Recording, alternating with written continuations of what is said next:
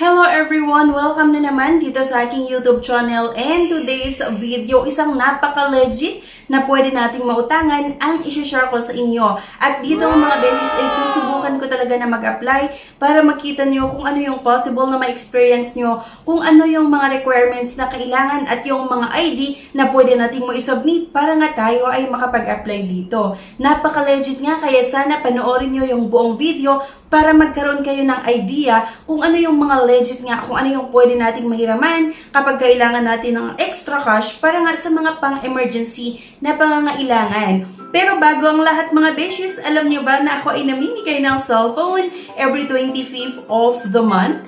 At para nga kayo ay makasali dito, panoorin nyo yung buong video, i-comment mo kung ano yung napanood mo, i-like yung video at huwag kalimutang mag-subscribe para maging updated ka na rin sa ibang mga videos natin at sa announcement ng ating pa-cellphone giveaways. So balikan natin itong mga beshes na kung saan pwede tayong makapag-apply online at mag-aantay na lang tayo ng tawag galing sa representatibo ng pautangan na ito. So ang kanina ko pang tinutukoy ay itong CIMB Bank. Itong klaseng loan na ino-offer nila na ang Revi Credit. So how do I apply for Revi Credit? So para nga tayo ay makapag-apply dito, kailangan lang po natin nga makapag-create ng account or dapat meron tayong existing account dito sa CIMB Bank. So kung sakaling meron tayong existing account, kailangan lang po nating mag-login. So kung wala naman, mag-create nga lang po tayo sa pamamagitan ng pag-download dito nga po sa CIMB Bank Philippines, dito nga po sa Google Play Store. So napakaganda ito mga beshes na pwedeng mautangan kasi mabilis nga din po yung pag-process nito ng ating loan application. At merong itong ina-access sa ating cellphone, kailangan lang po nating mag-agree. So kung makikita niyo dito mga beshes, napakaganda nga ito, everything at your fingertips, save, borrow, and earn. Enjoy stress-free banking, enjoy free InstaPay transfer, at your savings are protected, your future secured.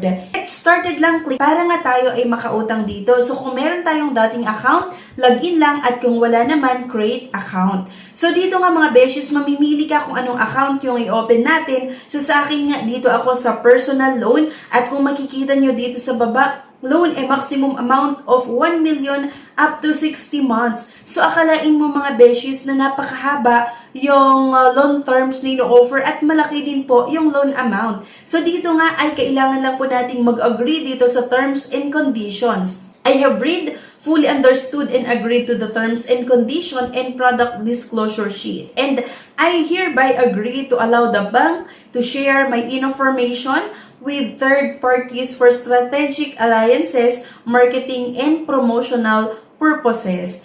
And after that mga beshes, want to enjoy a seamless application, eto na nga yung eligibility criteria para nga tayo ay makautang dito sa CIMB Bank. Must be a Filipino citizen and a non-US person, at least 21 years of age. Yung gross monthly income nga po ay 15,000 pesos. Must have a Philippine mobile number, must have a Philippine mailing address. At ayun na nga, napakadali lang naman. I'm sure marami sa atin yung eligible or pwedeng makautang dito kasi hindi naman po mahirap itong eligibility criteria nga.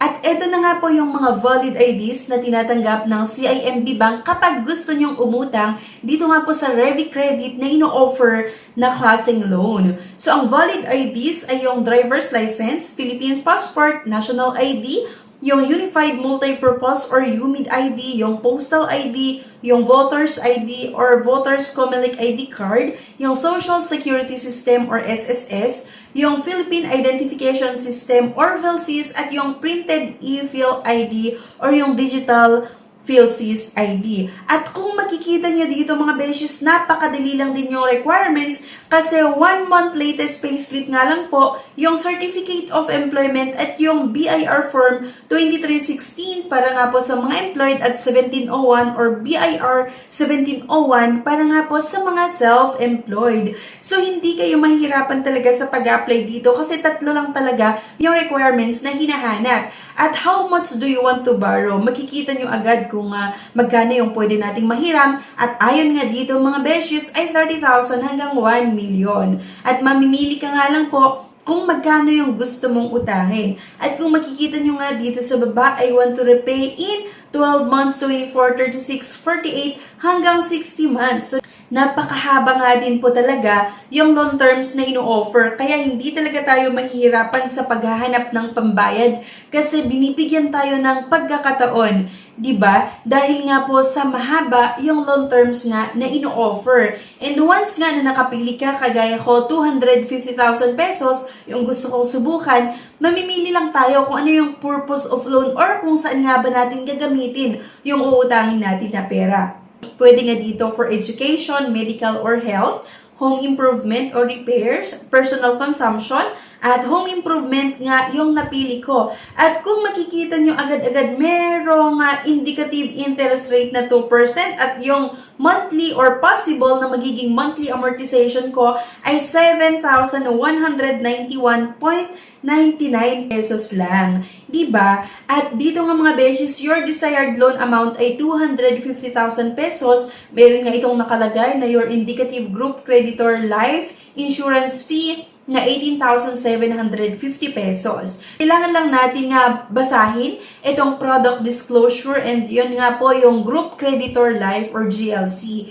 Have a coverage equivalent to 1 times your loan amount in case of death or total and permanent. So medyo mahaba siya, kailangan lang natin basahin ito para magkaroon nga din po tayo ng idea. So once na sa tingin mo okay na, ayun, mag-agree nga lang po tayo and let's get these declarations out of the way. At ito na nga, kailangan nating maglagay ng ating mobile number at email address. So dito mga beshes, mas maganda kung talagang interested tayo na utang, yung talagang ginagamit nyo na email address at yung mobile number ang ilalagay nyo kasi nga po makakatanggap tayo ng one-time password or 6-digit SMS OTP. So kagaya nito, meron akong natanggap na OTP na kailangan ko lang ma-input dito. So pagka-input natin mga beshes, next nga lang natin ito. At ito na nga, maglagay tayo ng ating username. So, must be 8 to 20 characters long. At least one letter, at least one number. No? And password, kailangan din natin mag-create. Let's set up a secure password for your account. I-re-enter nga lang po natin kung ano yung password na. Once na nakapag-create nga tayo ng ating password. At dito, use biometric to log in. Pwede mo i-enable, pwede rin naman na later or maybe later. So, mag-create nga lang ulit tayo dito ng 6-digit MPIN.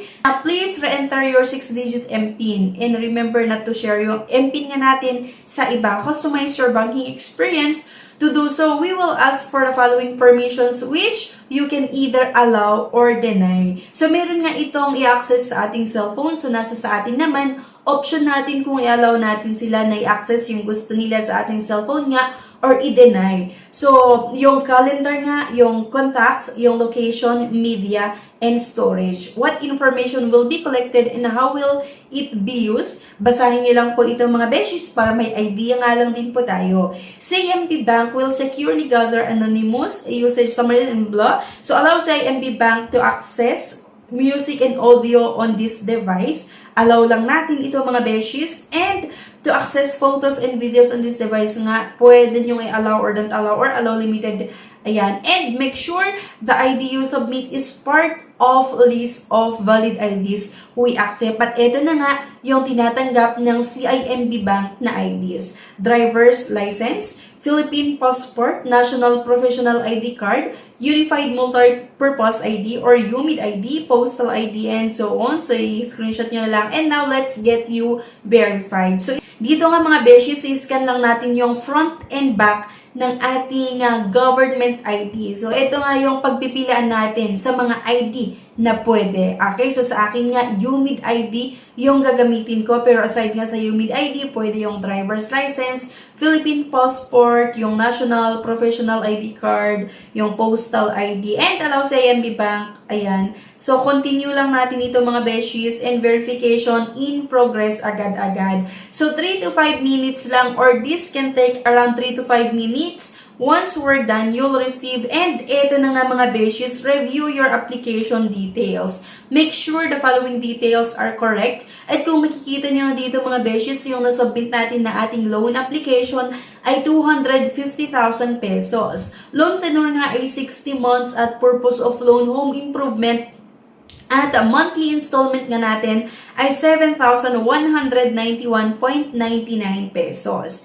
Meron nga itong nakalagay na group creditor life insurance fee na 18,750 pesos. At makikita nyo din dito yung mga personal information nyo. Once na sa tingin nyo okay na pagdating sa loan amount, yung loan tenure, yung purpose of loan, yung monthly installment, at yung group creditor life insurance, ay i-click nga lang po natin yung submit. Pero bago yun, syempre, kailangan natin i-check yung mga personal details kasi dito naman pwede natin i-edit yung mga information kasi baka merong wrong spelling na nilagay ka or nilagay mo, merong mali yung birth date na nilagay mo, or pagdating dito sa loan amount gusto mong baguhin, pwede naman kasi merong nakalagay na edit. So ganun lang ito mga beshies. Once na i-submit mo, mag-aantay ka lang ng ilang minuto at magte-text nga po itong CIMB Bank sa inyo or mag-email kung ano nga po yung status ng inyong application. It's either approved or declined. At sa case ko nga, wala pang 5 minuto, nakatanggap ako agad ng email galing nga po dito sa CIMB Bank. Pero ang worst lang ay hindi maganda yung naging resulta kasi declined yung loan application ko.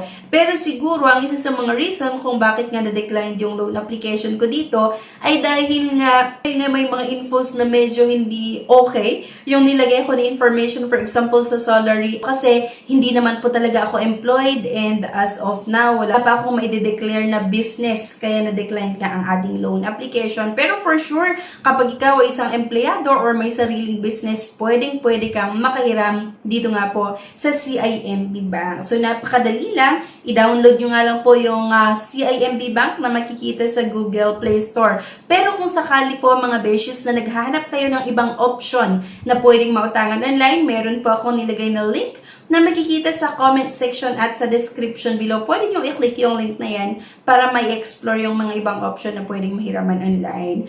And ayun lang mga beshies, at kung sa tingin nyo okay sa inyo yung mga ibang option na nilagay natin, pwede nyo subukan. Pero kung hindi, ay wag na lang, di ba? Kung gusto niyo manghiram nga dun sa ibang option na nandun sa comment section at sa description below, mas maganda po na gumawa na lang din tayo ng sarili nating research. Maaari po kasi na okay yung experience ko, pero may mga iba na hindi maganda yung experience nila. So yun lang mga beshies, thank you for watching and see you on my next video. Bye-bye!